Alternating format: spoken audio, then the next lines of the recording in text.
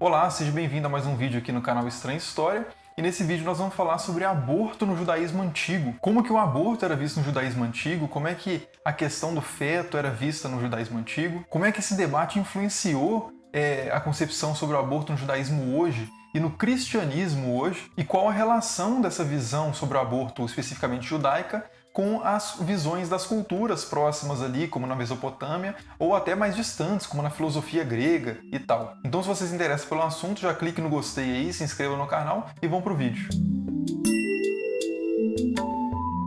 Então, o aborto era uma prática bastante conhecida na antiguidade, né? A gente sabe que era realizado o aborto induzido e sabe até algumas técnicas que se aplicavam em diferentes lugares, como usar objetos perfurantes, ou aplicar pressões abdominais, ou usar ervas abortivas. E a gente sabe também que cada povo lidava com essa questão de uma forma diferente, né? Com legislações diferentes, com reflexões filosóficas, teológicas sobre esse assunto diferentes. Mas nesse vídeo nós vamos focar especificamente na questão do aborto no judaísmo antigo, porque é uma discussão, primeiro, que é muito interessante, e segundo, porque ela é muito importante para entender as visões contemporâneas sobre o aborto no judaísmo e no cristianismo. Então, para entender essa visão sobre o aborto no judaísmo antigo, a gente tem que voltar a um texto fundamental que está lá na Torá, que fala sobre o aborto, né? É um texto um pouco ambíguo, um pouco aberto, que acabou sendo interpretado de duas formas principais, que geraram, por sua vez, meio que duas tradições de interpretação desse texto diferentes. Uma que seria muito influente para o judaísmo rabínico, né, o judaísmo posterior, e outra que seria muito influente no cristianismo antigo e, consequentemente, também no cristianismo dos tempos subsequentes. No final do vídeo, a gente vai considerar, inclusive, qual dessas leituras provavelmente é mais plausível ou mais fiel à ideia do presente no texto original. Isso a partir de um estudo comparativo com a visão sobre o aborto nas regiões vizinhas ali. Mas por enquanto vão lá para o texto, né? Esse texto que eu estou falando que é um texto fundamental para a discussão, que de fato é o texto base, tanto nas discussões sobre o judaísmo quanto no cristianismo, foi o texto base, né? Por muito tempo, hoje já não é tão central na discussão, mas é a partir desse texto que todo a reflexão rabínica vai se desenvolver no Talmud, Mishnah, né, na composição ali de textos de interpretação rabínicas e também nas discussões antigas do cristianismo. E esse texto é um texto que, como eu disse, está na Torá, né? Se você não entende muito bem essa relação, o que é Torá, o que é a Bíblia, né? Tem uma série aqui no canal, Como a Bíblia se tornou um livro, que pode ajudar nesse sentido. Mas a Torá, no sentido que eu estou usando aqui, mais restrito, textual, nada mais é do que os 5 primeiros livros da Bíblia, né? Gênesis, Êxodo, Levítico e Números e Deuteronômio. E esse texto sobre o aborto, que aliás é o único texto que fala explicitamente sobre a questão do aborto na Bíblia, está presente no livro de Êxodo. E ele diz o seguinte, né? Eu vou ler aqui numa tradução um pouco mais literal para manter a ambiguidade que a gente vai resolver ao longo do vídeo. Então é o seguinte: quando homens estiverem brigando e um deles atingir uma mulher grávida, fazendo com que a prole dela saia e não houver infortúnio, ele, o responsável pela agressão, será multado de acordo com o que o marido dela lhe impor e será dado conforme determinação dos juízes. Mas se houver infortúnio, então será dada vida por vida, olho por olho, dente por dente, mão por mão, pé por pé, queimadura por queimadura, ferida por ferida, golpe por golpe. Então qual que é a situação aí? Nós temos dois homens brigando e por algum motivo uma mulher é atingida no meio dessa discussão, provavelmente tentando apartar a briga, né? Esse tipo de texto, como a gente vai ver lá na frente, não é uma particularidade apenas da Bíblia, essa situação é considerada em outros textos antigos. E essa mulher atingida acaba que a prole dela sai, né? E isso sempre foi entendido em qualquer uma das duas interpretações que nós vamos ver aqui como um aborto, né? A criança não sobreviveu. Hoje, na discussão contemporânea sobre o aborto, há quem interprete isso de forma diferente, mas na antiguidade era consenso, isso aí se referia ao aborto, um aborto acidental, né? Claro. E aí há duas situações a partir dessa agressão. Em uma delas há infortúnio e em outra não há infortúnio. Caso não haja infortúnio, então uma multa resolve a questão, a multa paga ao marido, claro, né? E caso haja infortúnio, então entende-se que a pena é pena capital, olho por olho, dente por dente e tal. Mas o que será que quer dizer exatamente essa questão do infortúnio, então, né? E é justamente nesse ponto, né, no que divide uma situação da outra situação, a situação que a multa resolve e a situação que a multa não resolve, é que vão surgir essas duas tradições de interpretação. Então a primeira que nós vamos considerar aqui é uma interpretação que está presente na tradução da Bíblia do hebraico para o grego, que é a famosa tradução da Septuaginta, é feita no século III, mais ou menos, antes de Cristo, que era um período chamado de período helenístico, que é quando a cultura grega era muito forte na região ali toda do Mediterrâneo, praticamente, e era um contexto também que existiam muitas comunidades judaicas vivendo fora do território de Israel e que muitas delas nem sabiam o hebraico mais também. Então essa tradução foi feita para o grego, que era a língua franca, né? Como se fosse o inglês hoje, como sempre se compara, né? E os tradutores da Septuaginta tiveram que resolver essa ambiguidade de alguma forma, e eles leram essa passagem da seguinte forma, né? Quer dizer, eles escreveram, né, e portanto leram essa passagem da seguinte forma: se dois homens estiverem brigando e uma mulher grávida levar uma pancada na barriga e sua criança não sair totalmente formada, ele deverá pagar uma multa conforme imposta pelo marido da mulher. Mas se a criança estiver totalmente formada, ele dará uma alma por uma alma, olho por olho, dente por dente, mão por mão, pé por pé, queimadura por queimadura, ferida por ferida, corte por corte. Então, de acordo com essa interpretação, que acabou sendo a forma como os tradutores para o grego, né, da Bíblia decidiram colocar o texto, coloca o estágio de formação da criança como central aí para essa divisão entre a situação que a multa resolve e a situação que a multa não resolve. Então, na situação em que a criança ainda não estava totalmente formada, então menos mal, a multa resolve, mas no estágio, se a criança estivesse no estágio já totalmente formada, então o que aconteceu ali foi a perda de uma vida em sentido completo. Então houve ali, por assim dizer, um homicídio e, portanto, aplica-se a pena capital. Olho por olho, dente por dente, no caso aí, vida por vida, ou alma por alma, na tradução da Septuaginta. Essa escolha de tradução da Septuaginta não é uma coisa por acaso, não é assim, um chute linguístico que os tradutores deram. É importante considerar o contexto em que essa tradução foi feita, que, como eu disse, tinha uma forte influência ali da cultura grega, e existia uma discussão muito aquecida ali entre os gregos sobre quando que um feto, né, uma criança ali no ventre da mãe, se tornava realmente um ser humano em sentido completo.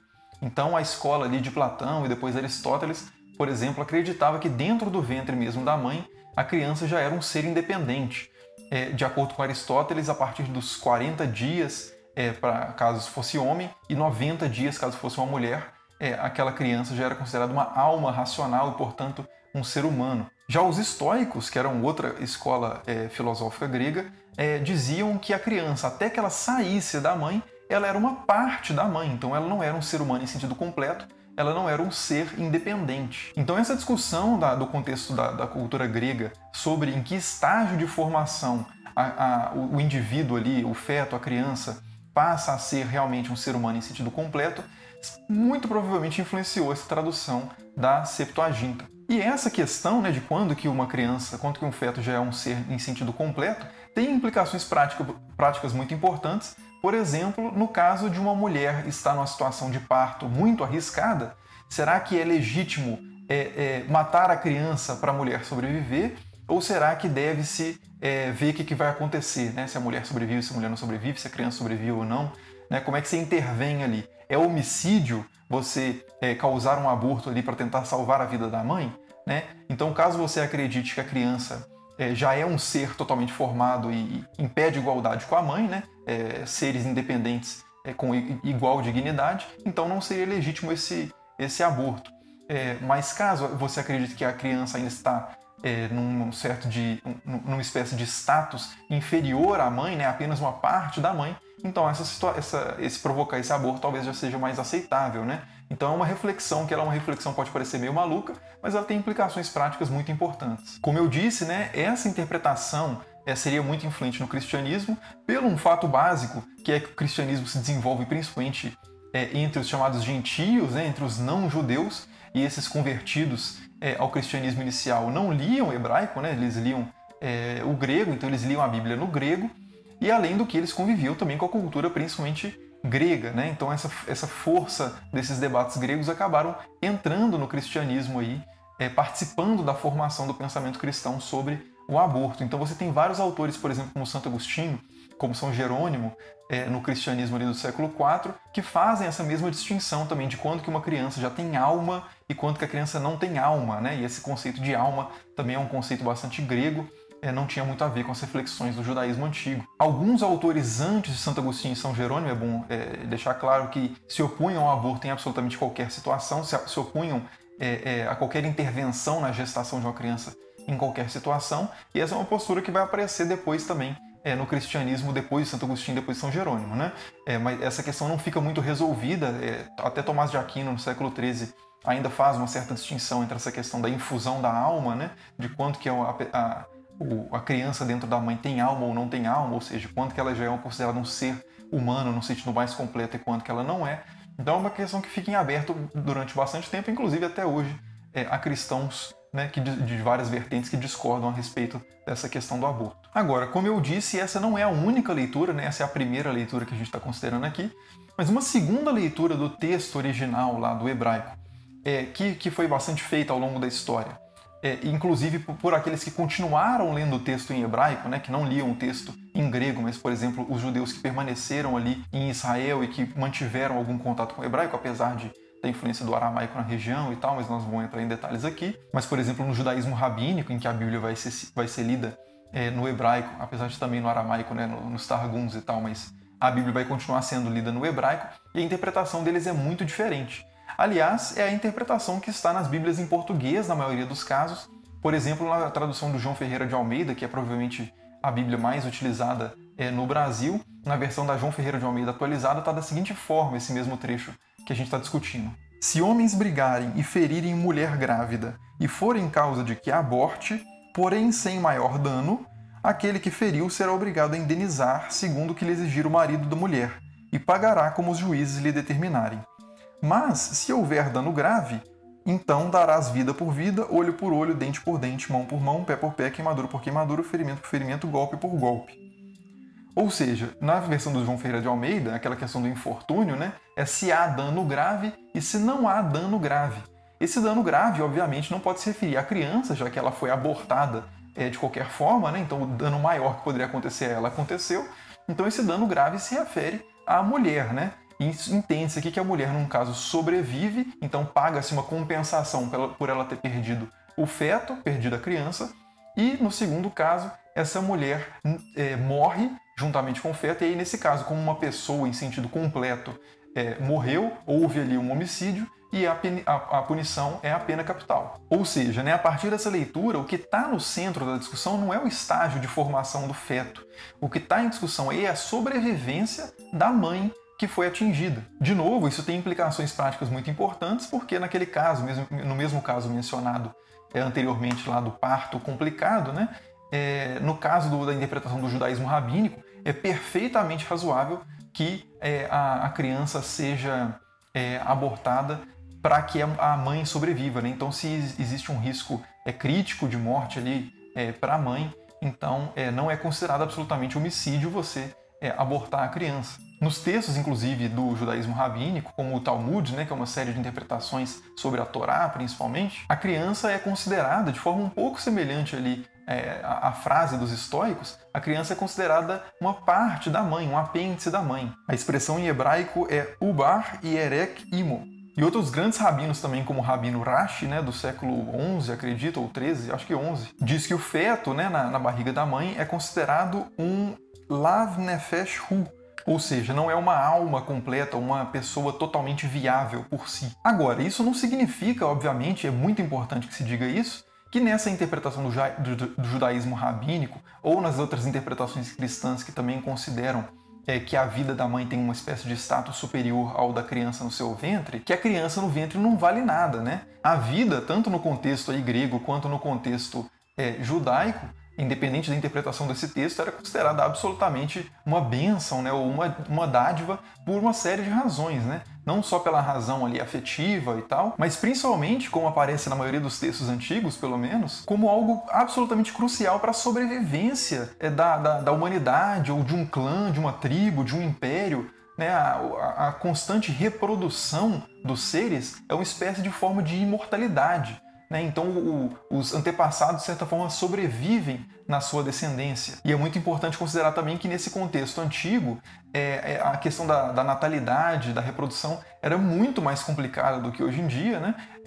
Havia muita mortalidade infantil, não existiam cuidados médicos, por exemplo, como obstetrícia ou pré-natal, essas coisas que a gente tem hoje. Então muitas mães grávidas morriam, muitas crianças morriam no ventre da mãe, muitas crianças morriam logo depois de nascer. Muita gente, em geral, morria por causa de guerras, de fome, de peste. Então era muito difícil você conservar o crescimento vegetativo, acho que a expressão é essa, né? Você conseguir que a sociedade continuasse crescendo e prosperando. Então, se você quisesse ter uma sociedade com força de trabalho suficiente, por exemplo, ou com força militar suficiente para sobreviver ou para se impor sobre outros povos, era fundamental que a população tivesse crianças, né? Que as crianças não fossem abortadas, nem acidentalmente, nem de forma induzida. Nesse sentido, um judeu vivendo em território romano ali no século I, que é o Flávio Josefo, inclusive quando ele lê esse texto, ele atribui 2 multas, ele lê no texto 2 multas, no caso lá da multa. Uma multa seria para o pai, pela compensação ali, por ter perdido um membro potencial da sua família, e outra compensação para o Estado, por ter perdido um cidadão, né? A citação do Flávio Josefo é o seguinte: aquele que chutar uma mulher grávida, levando-a a abortar, deverá pagar uma multa em dinheiro conforme os juízes determinarem, por ter diminuído a população pela destruição do que estava em seu ventre, e deverá pagar também ao marido da mulher. Então perceba que nem sempre as reflexões centrais eram a reflexão filosófica ou a reflexão teológica sobre a dignidade da criança, sobre o valor da vida e esse tipo de coisa. Às vezes o principal ali era uma questão absolutamente básica de sobrevivência do clã, sobrevivência do império, sobrevivência da humanidade. Agora, né, dito tudo isso, uma pergunta que permanece, que é muito interessante de ser considerada historicamente, é qual dessas escolas de interpretação foi mais fiel, entendeu melhor o texto original, né? E há várias formas de tentar responder essa questão. A gente poderia tentar fazer uma tentativa de resposta linguística, filológica, alguma coisa desse tipo. Mas o que eu vou fazer aqui é uma análise comparativa desse texto presente na Torá, né, presente no livro de Êxodo, com outros textos que são muito parecidos ali da vizinhança de Israel. E é muito importante a gente lembrar que a Torá, a Bíblia de forma geral, não caiu do céu, assim, não saiu de um vácuo, né? Ela foi produzida ao longo da história, né, ao longo de muitos anos, dentro de uma cultura específica, que falava uma língua específica, que tinha contato com povos específicos, via a realidade de uma forma específica, tinha construções, instituições sociais específicas. Então, muito do que é dito na Torá ali acaba sendo muito próximo de outros textos da mesma região, que também compartilhavam algumas crenças próximas, que tinham instituições próximas, que conviveram, trocaram ideias. Então, por isso é possível fazer um estudo comparativo, né, pegando essa passagem da Torá e comparando com outras legislações antigas, tão antigas quanto ou mais antigas ainda do que essa que está presente na Bíblia. Então, por exemplo, o famoso Código de Hammurabi da Babilônia, escrito ali mais ou menos no século XVIII a.C., diz o seguinte: se um homem da classe superior atingir uma mulher da classe superior e assim causar um aborto espontâneo do feto, ele pesará e entregará 10 ciclos de prata pelo feto. Se aquela mulher morrer, eles matarão sua filha. Se ele fizer com que uma mulher da classe comum aborte o feto violentamente, ele pesará e dará 5 ciclos de prata. Se aquela mulher morrer, ele pesará e entregará 30 ciclos de prata. Ou seja, nessa situação a gente também tem uma criança sendo perdida por uma agressão à mulher. Em um dos casos, aqui a gente tem uma divisão de classes, né, que a gente não tem lá no texto de Êxodo, mas aqui a gente também tem esse caso de, em um caso a mulher sobrevive e o outro não. Caso a mulher não sobreviva, a pena é mais grave, caso ela sobreviva, a pena é mais branda, independente de classe, né? Dentro das duas classes você vai ter penas diferentes, uma mais grave e uma menos grave, mas a mais grave é sempre quando a mulher morre. Outro exemplo são as leis de Lipk e Ishtar, da Mesopotâmia, escritas mais ou menos ali no século XX a.C., que diz assim: se e aqui tem uma lacuna no documento, atingir a filha de um homem e levá-la a perder o feto, ele deverá pesar e entregar 30 ciclos de prata. Se ela morrer, o homem será morto.